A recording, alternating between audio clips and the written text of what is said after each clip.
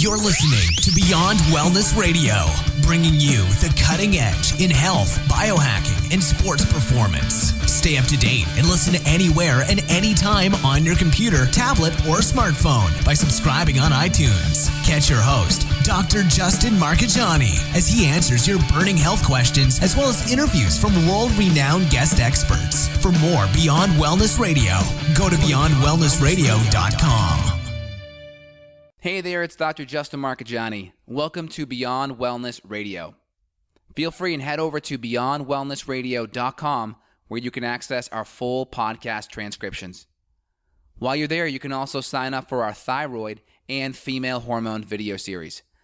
This series goes into the root cause of why your hormones are out of balance.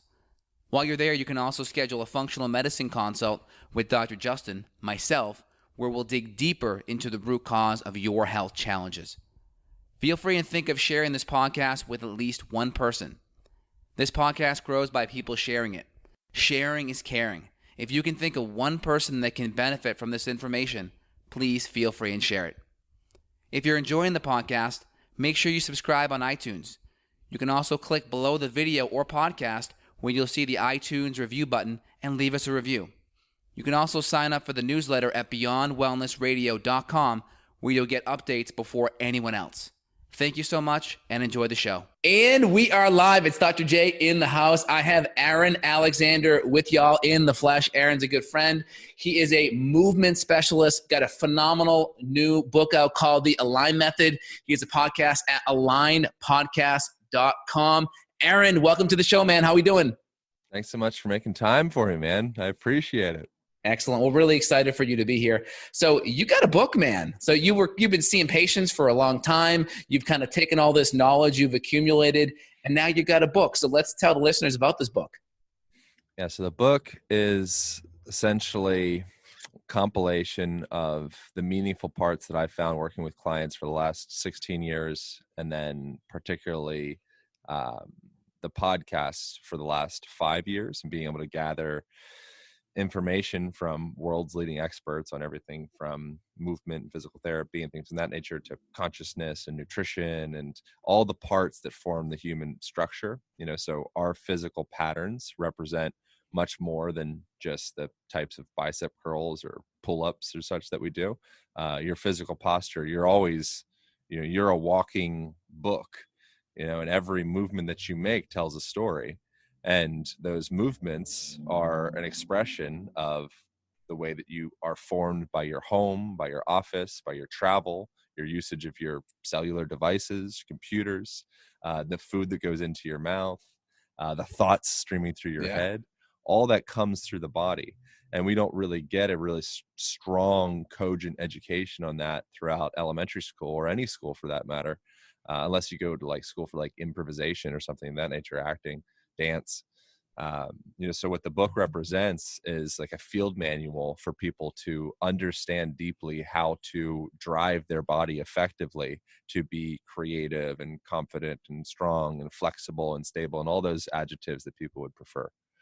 Very exciting. I got my copy coming this weekend. So over the Christmas break, I'm definitely gonna gobble that up. I appreciate that. Very cool. Yeah, man. Yeah, of course. Anytime I go into the airport, because my training is chiropractic initially, so I'm very trained in movement and muscles, and I get that. And you sit in the airport and you just kind of sit there and you kind of people watch, right? People walk by, you're like, oh, this muscle's not working, or maybe this problem's going on. You're kind of diagnosing on the fly in your head, what could be the issue.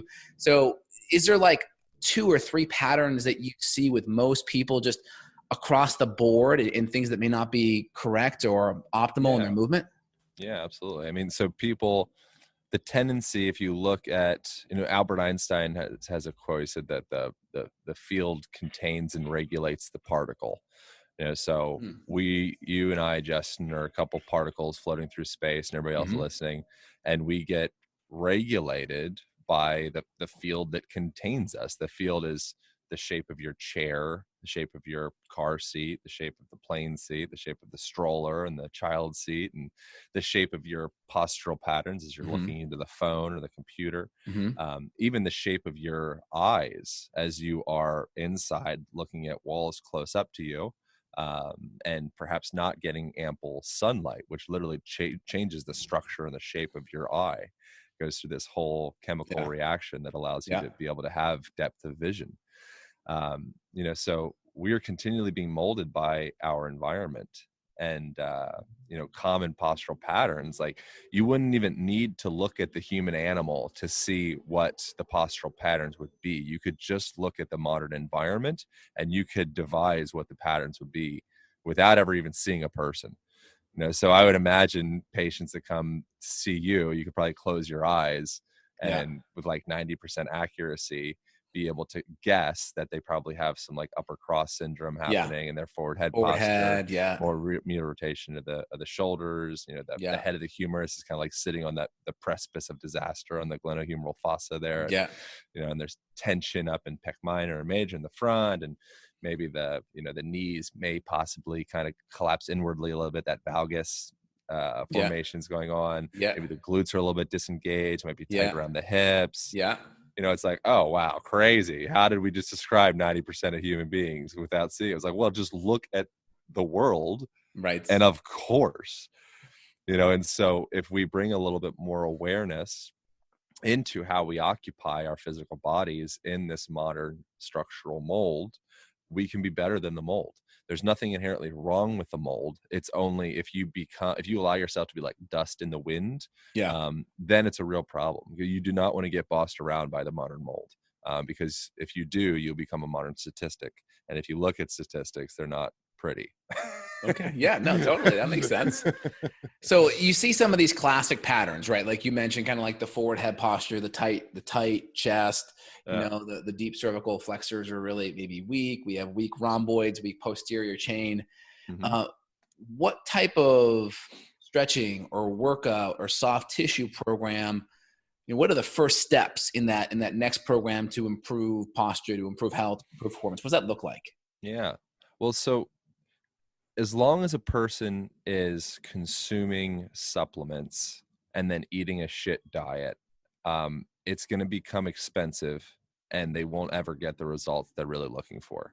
Mm-hmm. So as long as a person is seeking out some form of temporary self-care, panacea, bandage technique, and not addressing what's happening before and after that, we're not even really having a conversation yet. If we're getting temporary relief through doing certain practices, that's great. But something as simple, like one of the chapters in the books breaks down the value of just spending more time on the ground, as opposed to in that archetypal punched over sitting position that we're in so much.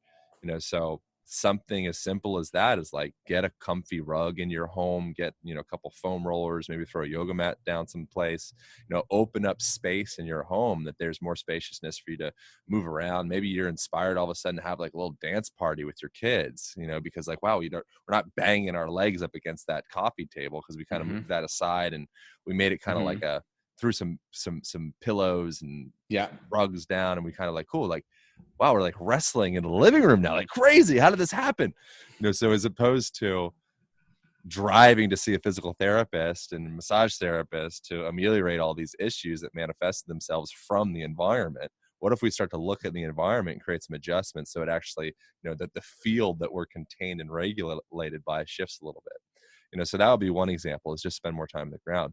The floor is a noble therapist, and it's like, it's your massage therapist, it is your physical therapist. It doesn't charge anything. If you lay down on your back on the floor, find a comfy rug. You don't have to like be on cold tile as you do it. And you find bits that feel hard, figure out how to unharden them.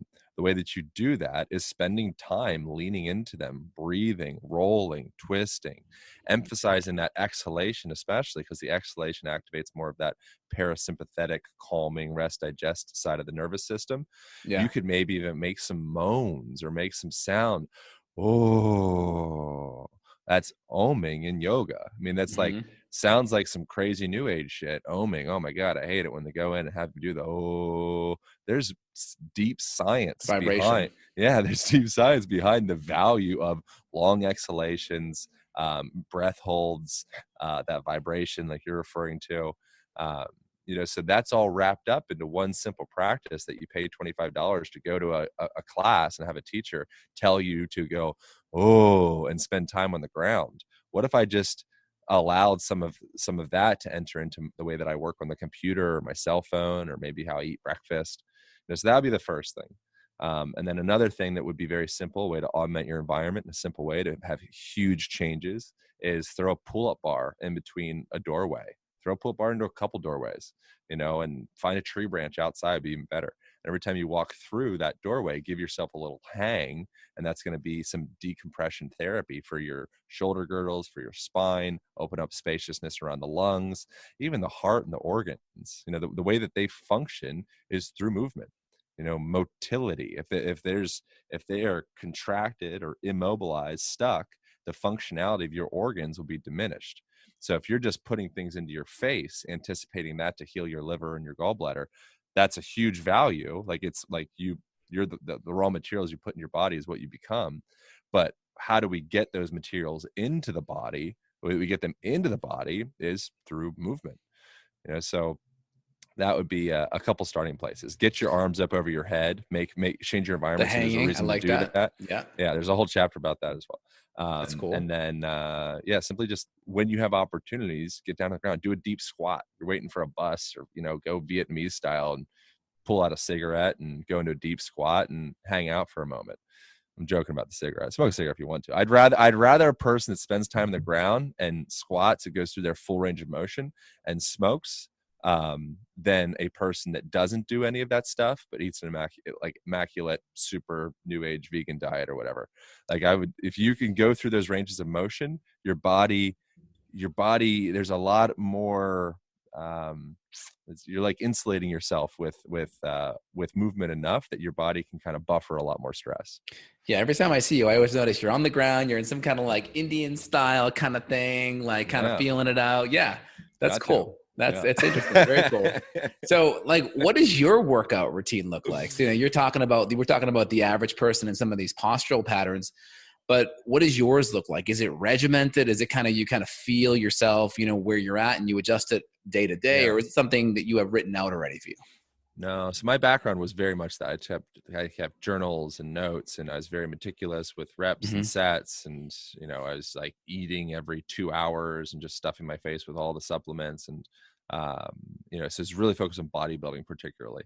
And it was effective in the sense that hypertrophy happened and muscle cells grew and expanded and I looked bigger. But as an athlete, I became worse. I became more clunky as a mover.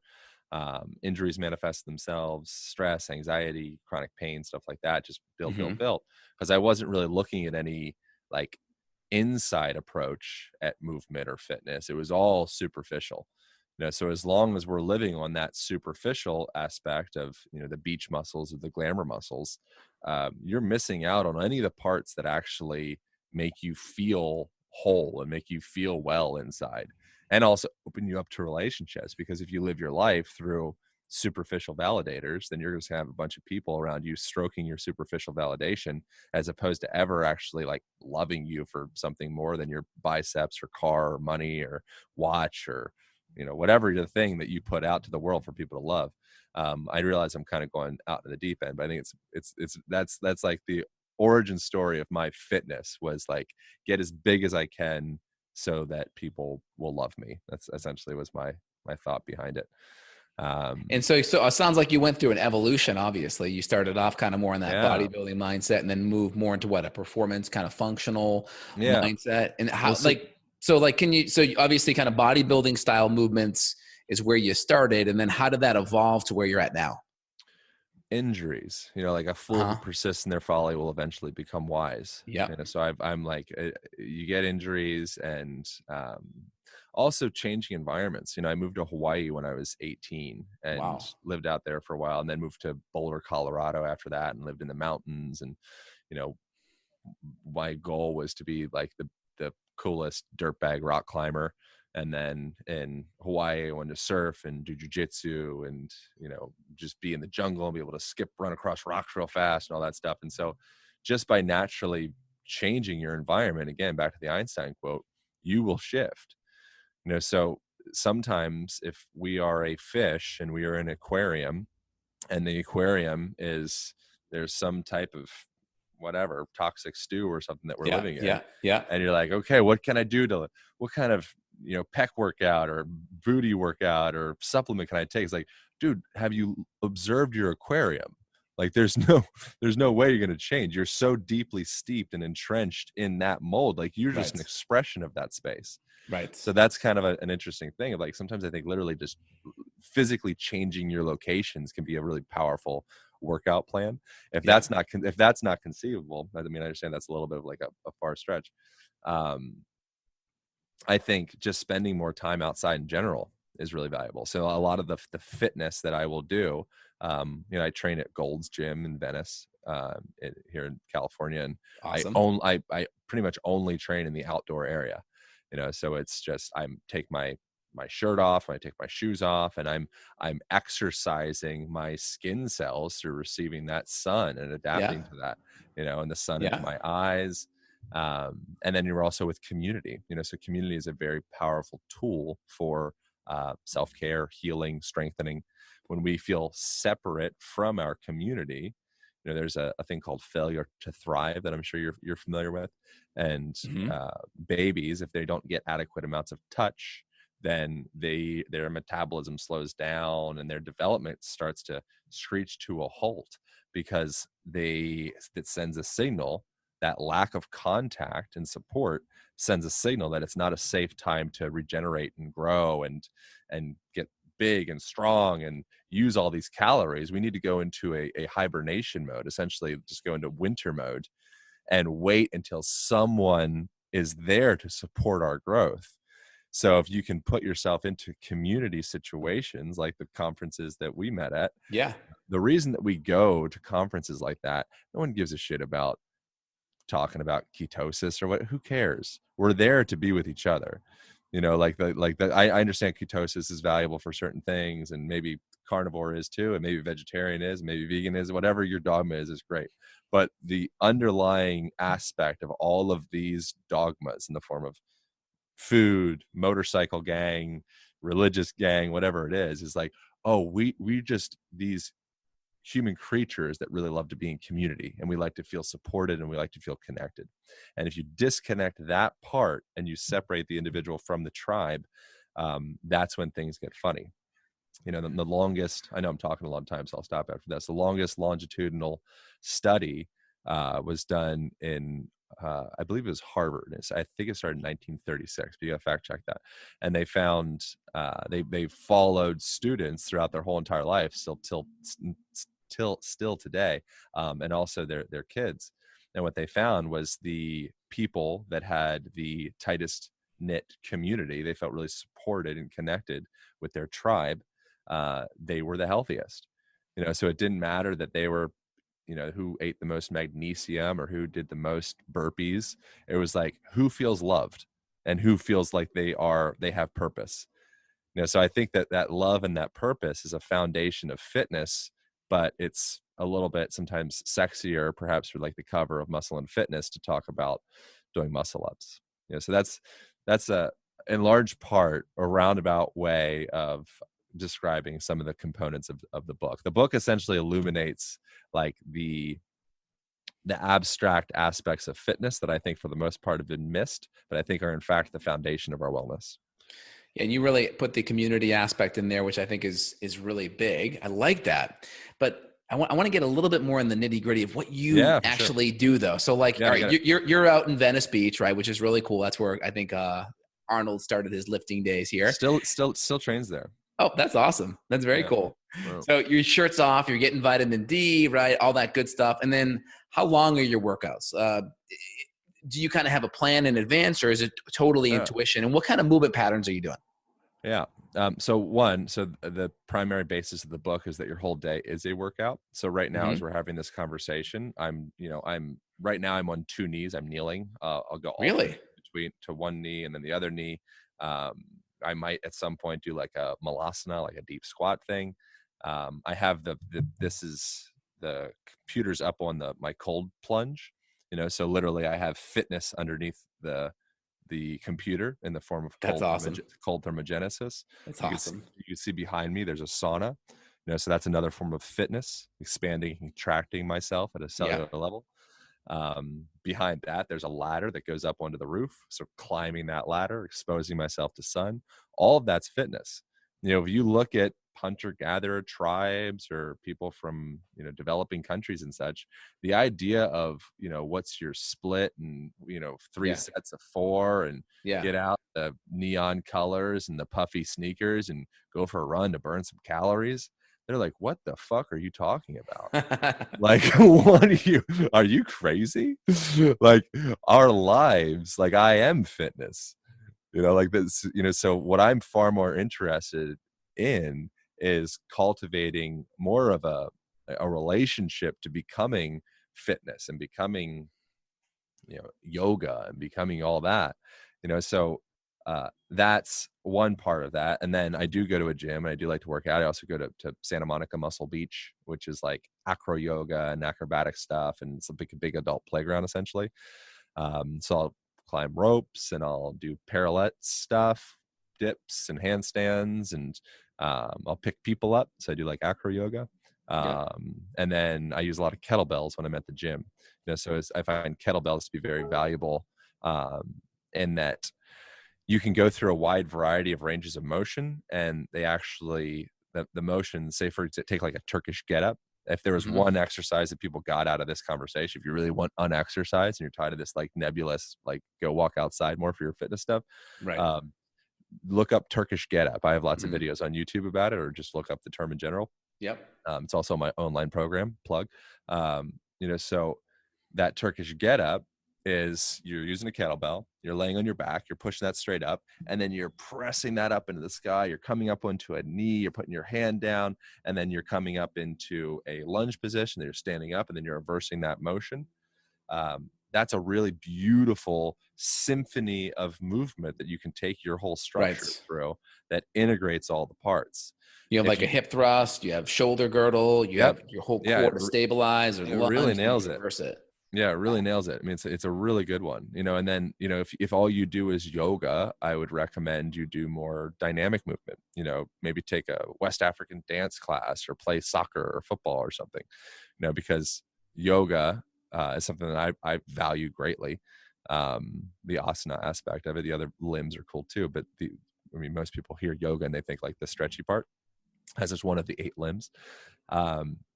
That's really great, but it lacks human interaction. So it lacks that kind of partner, what you get from like dance or martial arts, which develops your brain a huge way. It lacks much pulling movements, so adding in some like pull-ups or some rows, get a stand-up paddleboard, maybe go out. So I realize that the things that I'm saying is not exactly structured, and there is some intention behind that, because I think structure is valuable, and we broke down specific structures in the book of things, actual practices people can do right now, and I think it's very valuable for us to a certain degree allow the structure to fall apart just a bit, and for that movement practice to kind of spill more into other aspects of our lives that we weren't expecting it to before, such as like a boardroom, an office, a school. And if we can move as we learn, then we can learn. If you don't move and you just cram your brain with information, the cup is full, man. Like, you need to consolidate some memories, so doing like a Pomodoro technique or something of that nature, we describe that in the book as well. Do 25 minutes of intentional work of some sort, and then take a 5-minute break, go for a walk, like literally consolidate those memories, give yourself some spaciousness to allow your mind to wander and take a break so you can be fresh and bring new information in. But the Western model of education is such that, okay, we got to get these kids passing these tests. They got to pass these Scantrons, man. Exactly. And so, exactly. All right, we're going to fill these facts up into your little brain, and it's like, dude, the kids don't need facts filled in their cup that runneth over. They need spaciousness to allow their minds to adapt to a creative, dynamic environment, like life. business. That's what it is. I appreciate the perspective, man. It's quite holistic. Now, in the book, I know you utilize as a tool some of these bands. Can you talk Oh, yeah. more about that? How do you apply it? How Yeah. do you, and I'm kind of asking you two questions at once that maybe you'll combine the two. How do you also work on pliability within that? Is that just part of the movement? Do you do other things to improve the pliability aspect so the tissue quality is healthier when you're doing the movement? How does that look? Yeah.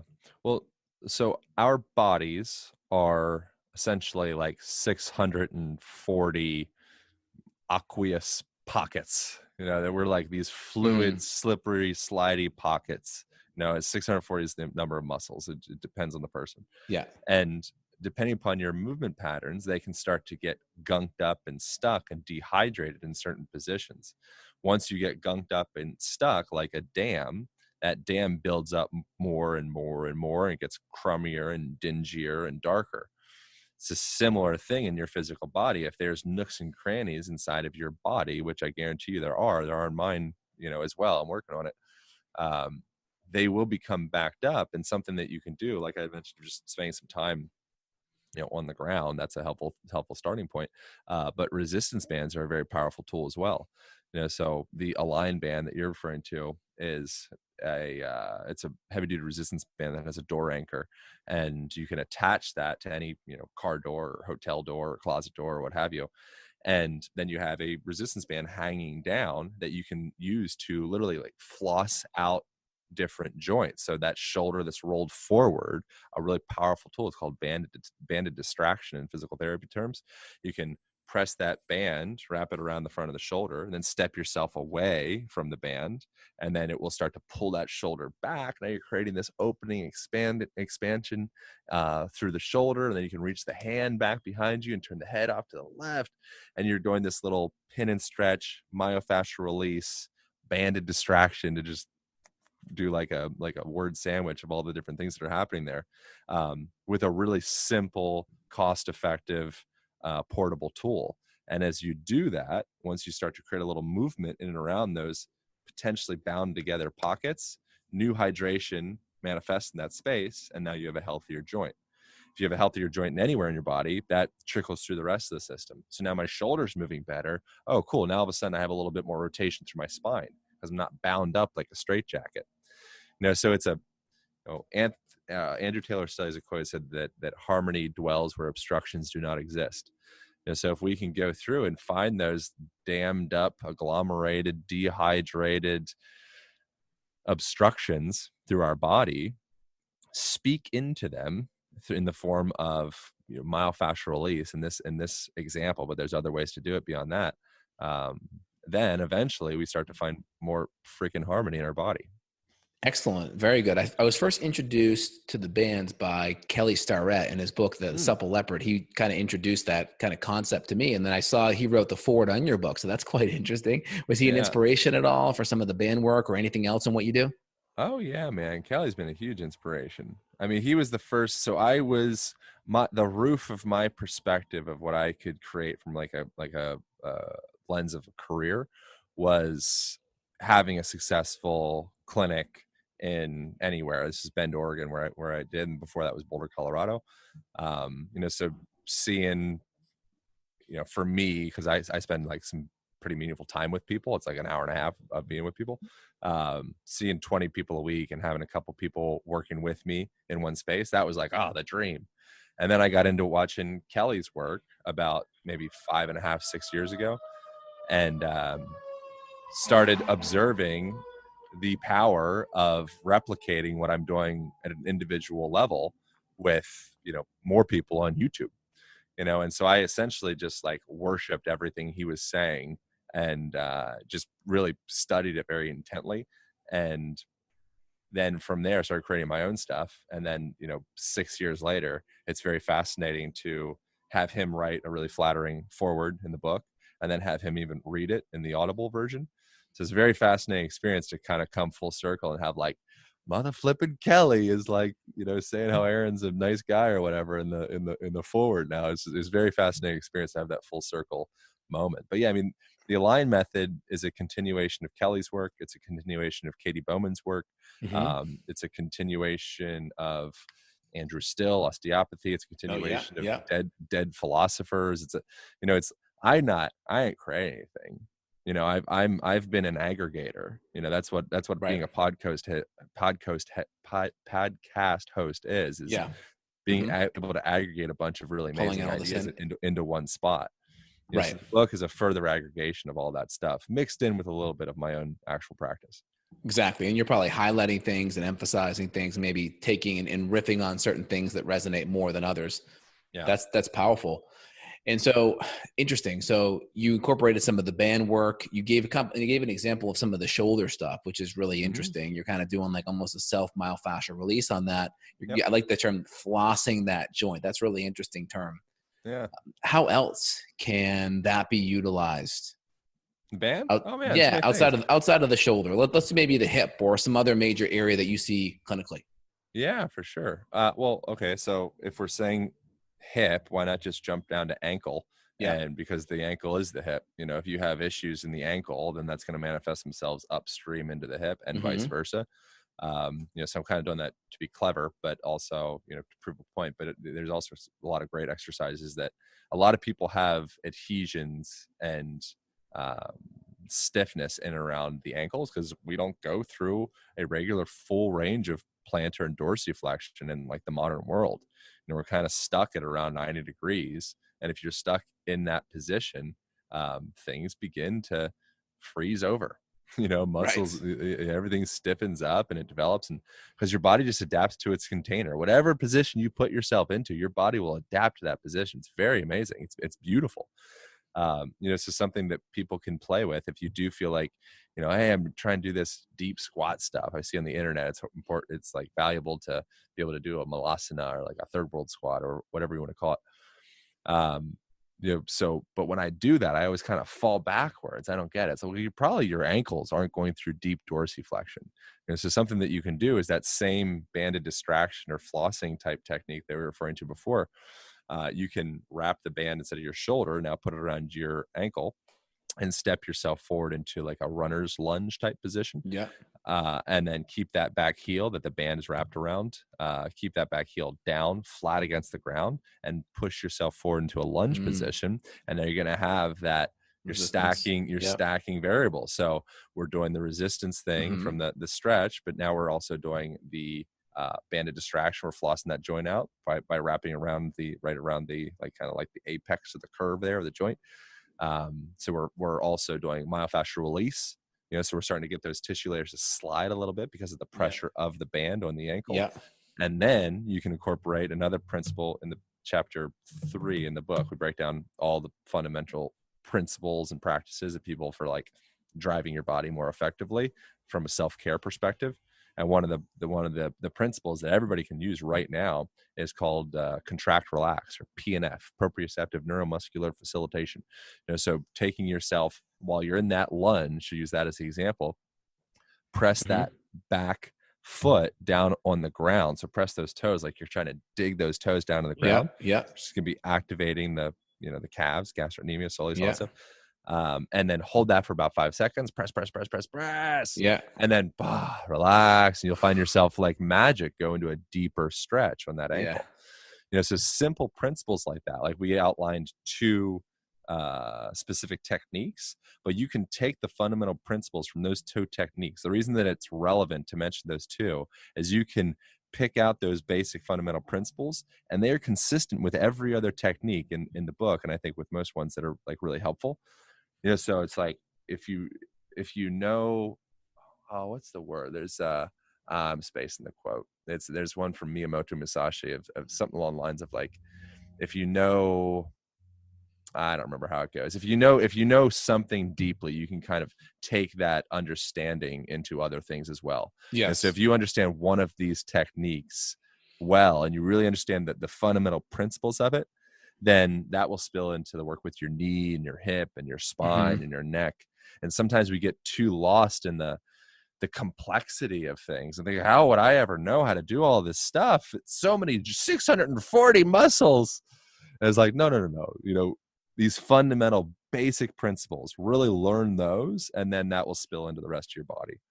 That's awesome, man. Really cool. So is there anything else you wanted to kind of go over or kind of dive in deep in the book with the listeners here now? Anything else on your mind? Yeah. Well, I think it's very fascinating to think of. So the last section of the book is about, it's called Moving Your Senses. So looking at this movement conversation, going beyond, again, the muscle ups and the bicep curls in the gym, and looking into how our visual muscles, that is a form of fitness. So if I am chronically staring into a phone or a computer screen, then that literally puts my nervous system into a little bit more of like a sympathetic fight, flight, executive function, get her done type state. Right. So what I can do is I can embrace looking out into using my panoramic vision, look out into the distance, look out a window, open that window to get full spectrum of light on your eyes. It literally changes the structure of your eyeballs. You're being exposed to sun. That's correlated with the high incidences of myopia, nearsightedness. So spend time, bring your awareness into the yoga of moving your eyes in a variety of positions beyond just staring into a screen with such regularity. And so when you do want to focus, you'll notice this with people. If someone's kind of like spacey, and they're kind of like new age, out there, whatever person, sometimes they might kind of have that, like, they look a little bit like they're just blurring their vision, kind of just like looking out into space. They're like, you're so spacey, man. It's like, yeah, their nervous system is kind of stuck in that spacey aspect. Then someone else that's more of like New York City, get her done, way too much Focus, coffee. focus. Totally. Their vision is like a shark, so they're Right. So they, they're very good at the executive function, get her done. But what they do not know how to do is relax. They do not know how to stop doing something. When they stop doing something, that's when the deck of cards starts to feel like it's going to fall apart. Because I'm like, oh God, like I've always occupied myself with something. My shark eyes are always going. So you can play your own nervous system. If you're feeling stressed, maybe allow your vision to kind of go a little bit into that same spacey, blurred type, just looking out into the distance type vision. Look out a window and get a panorama. Look over the ocean, look over trees, look up at clouds.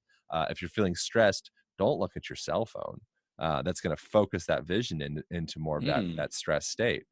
Put the cell phone down, maybe put it on airplane mode, listen to a podcast or something like that if you really want to have the cell phone with you, and walk outside and look up at the trees.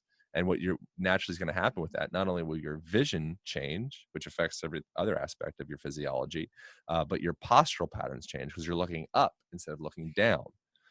So bending our perspective of what the meaning of fitness is just, it's an invaluable perspective change.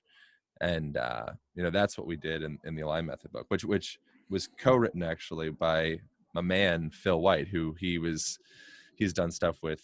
He co-wrote with Kelly Starrett and Laird Hamilton for XPT and Pavel Tsatsouline, and I mean he's like a legend in all this stuff. So it's just been such an honor and joy getting to put this thing together. So appreciate talking about it with you, man. Excellent, man. Well, I really appreciate it. You go over some pretty deep stuff that really stretches my brain a little bit to take it all in. I like it. It's excellent. Oh, and yeah. Aaron, you got a podcast as well. People that are listening, to alignpodcast.com. Make sure you subscribe. I've been on there. Aaron's been on my podcast before this. I think your second or third time back on the show. Yeah. So that's pretty exciting. Also, the book. How can they get the book? Well, this will be out. I mean, just Amazon, bookstores, whatever. I mean, it comes out December 24th. So it's before then you can go to thealignbook.com and do the pre-order stuff. There's like prizes and bonuses and such. But wherever you get your books, Amazon's probably the most likely place, but go hit up a bookstore if you want. Perfect. I'll take the link and put it in the description of the YouTube and the show notes. People can access it easily. Very cool. And how about some of the course stuff that you have? I know there's a course tied to the book. If people don't have the book, how do they get to be part of the course? Yeah, for sure. So the course is called the Align Method, and it just goes deeper into the principles of the book in video form as opposed to reading. And so essentially it breaks down everything that the book is, so it's fundamentals of self-care, fundamentals of how to integrate better movement into your life, lifestyle stuff, morning routines, nighttime routines, all that. And they can get a 7-day free trial. as well. So you can find that in the bio of my Instagram, or go to alignpodcast.com. Alignpodcast.com. Yeah, and then /align method, or just go to the programs tab from there. But yeah, I highly recommend that as well. And it's all, like I said, it's a 7-day free trial, so you can check it out, get some value out of it, and then that's it. Excellent. Anything else you want to leave with the listeners, Aaron? I think perhaps something that I find valuable is looking at life from the present moment as though I'm kind of like on my deathbed or getting close, so looking back, say I'm 90 or, whatever, and giving myself advice from that position. And I think the common theme of advice that I get from, 90-odd-year-old Aaron is to, one, stress less, enjoy more, and open yourself up to be loved and to love, because in the end, you won't give a shit about any of the money that you made. You won't give a shit about any of the books or online programs or houses or whatever. What you'll care about is the moments that you shared with others and yourself. So the sooner that a person can tap into that, I think the more fulfilled their life will be, and then everything else will come along with it, as opposed to what we so often do. And we do all of these superficial things in order to get people to love us. But in fact, oftentimes we end up pushing away the people that loved us the whole time to go and seek out those things so that finally somebody will love us. Anyways, that was a long explanation, but essentially it's like, open your heart. I like it, man. I appreciate it. I appreciate it. Yeah, you have a very unique perspective on how you word things. I think it's great. Very cool, man. Well, make sure you head over to Aaron's podcast and get the book and all that stuff here. Aaron, really appreciate it. We're going to make sure this goes live here, hopefully this coming Monday, so people can get access to it before the book launch. Aaron, thanks so much, man. You have an awesome day, brother. Thank you, brother. Take care. Got a question for Dr. J? Go to beyondwellnessradio.com and click the questions button. Then tune in to hear the answer. Also, if you like the show, click below to review us on iTunes. For more Beyond Wellness Radio, go to beyondwellnessradio.com.